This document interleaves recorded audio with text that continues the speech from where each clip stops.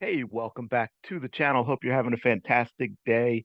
I have another technical drill slash game. I think the game element makes it much better for the players for you to check out. And I know there's a lot of balance, and we get more talking about how important it is for them to always be playing games, which I understand, but I think it's also important that especially with the younger players, is they need a technical foundation. You need to be working on technical skills with your players. Putting them in game situations isn't going to accomplish what you want if they don't know where their plant foot goes, if they don't know about locking their ankle, if they don't know how to speed dribble correctly, which part of the foot and things like that. All this stuff is an important part of the game. So time does need to be spent purely on technical skills.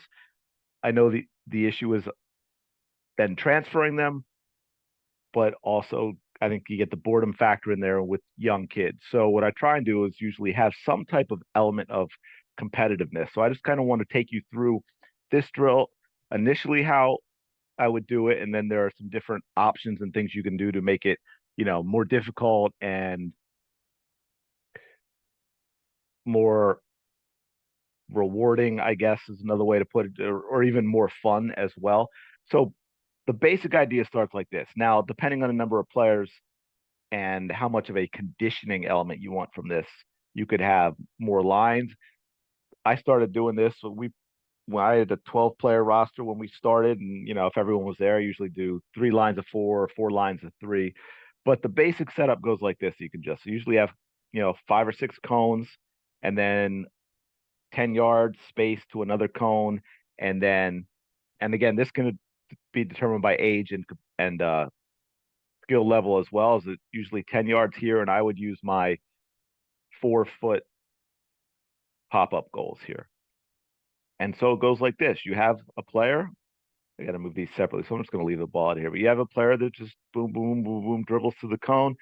Speed dribble. We got to work on that too. And this is really important. And I think it's a important coaching point is with younger players. A lot of times, what you see when they have space in front of them and they want to get up to speed quickly, they struggle with that first dribble because it is difficult for them to have a soft first touch, but to be accelerating at the same time. And a lot of times, what happens is that first touch, that ball goes way too far ahead of them, and they're not up to speed yet. And so a player on the other team gets to it before they do.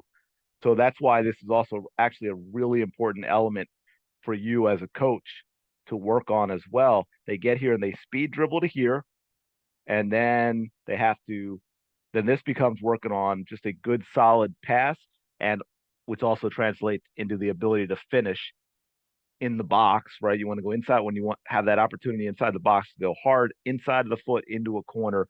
Boom, they play that ball. As soon as they make contact with this, they don't have to it doesn't have to wait for it to go in. As soon as the contact's made, the second person goes. This person has to grab their ball, and that means if they miss too, they've got to go get their ball, and then they come. Whoop! How did I get the goal there too? And then they come to the back of the line while this other player is going. So if you only have 3 or 4 players, there's a conditioning element as well because of that next player going. And then here's the key: you play to a score, and again, it's going to depend on your age level and skill level of all that. For some teams, and if you do it when they're a little older and you add other elements to the dribbling to make it better for them, or you make it 15 yards or 20 yards instead of 5 or 10, you can maybe play to 8 or 10. For the younger players, you might only play to 3, or you might play to 5, because you don't want one game to go forever. And then you could even play it if you've got 4 of these. If you've got 4 teams going, maybe it's promotion relegation, and you want them to be the team that gets all the way to this side, and then maybe they get a reward out of it, or a team, one of those rubber bracelets or something. Things you can give to players when they're younger as rewards for stuff. And so the team that wins moves up one. If you lose, you move down one, and that something like that. These are just elements I'm throwing out that you can include to make it more competitive and more fun. So obviously, if you get here and shoot on goal and you miss, you got to go run down your ball and your team doesn't get a point, right? So you keep going. And then there are elements you can add to this as your players get more skilled. You might start off with you're just letting them dribble through the cones however they want. But then as they get better and you're teaching them more things and they're learning better techniques, you might start doing different patterns. And if you play numerous games in one session, you can even do it in one session once you get there, depending again on how quickly you can advance them, how quickly they're getting certain things. Because it might be, hey, okay, this game is going to be all right foot, dribbling through right foot, dribbling right foot, shooting right foot. And the next game, maybe it's all boom, boom, boom, everything's left foot. And then maybe it's something like, how about two touch with a soul roll, where it's inside of the left foot up, soul roll across with the left, inside of the right up, soul roll across with the left, like that. And then they can shoot however they want. It's things like that. Maybe it's inside up, inside across, inside up, inside across, or inside up with the left, outside right across, inside up with the right, outside left across. And so you can add those types of elements. You know what? I'll write some down and I'll put them down in the description below, different variations that you can use. Um, you can also, do it. You can start adding variations to make it even like, I don't know, more like a game or, situation with patterns where, okay, we dribble through, we got a person waiting here at this cone who now we're going to play a layoff 1-2 where we're going to hit the ball here to this person.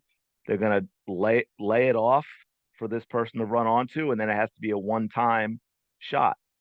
And now this person goes and gets the ball, and they come back, and this person stays here, and they wait for the next player.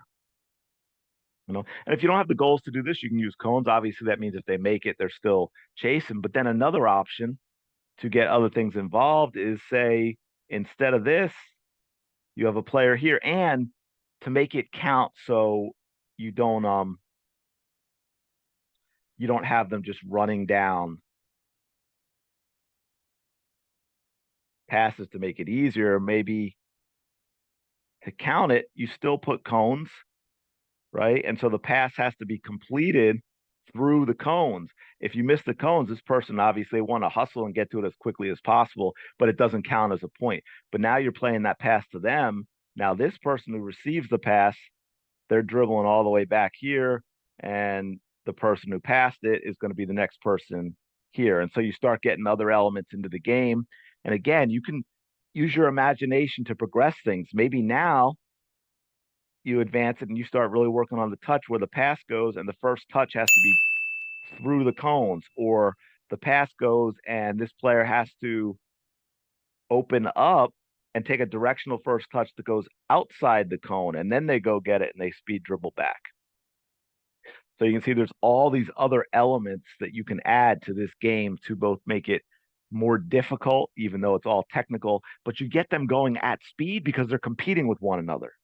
And like I said, there's a really big conditioning element involved as well without them realizing they're conditioning, because they're having fun. They're having fun, they're competing, they're working on their technical skills, and things like that are all really, really important. So it's doing some simple stuff, but it's doing it in a way that elevates their game because they're having fun, they're competing, they're working hard because of the competitive element. So, as we all of us that have coached real young players, it can be difficult to get them to focus and to work at that intensity level you want that's actually going to help them improve. So hopefully you got something out of this. If you have any comments or questions, please hit me up below. Let me know. I'll be happy to answer them when I can. Please like it if you enjoyed this video. It really, really helps out a lot. Subscribe to the channel. Make sure you get more of these, and I will keep producing them. Thanks again for checking this out, and I will talk to you later.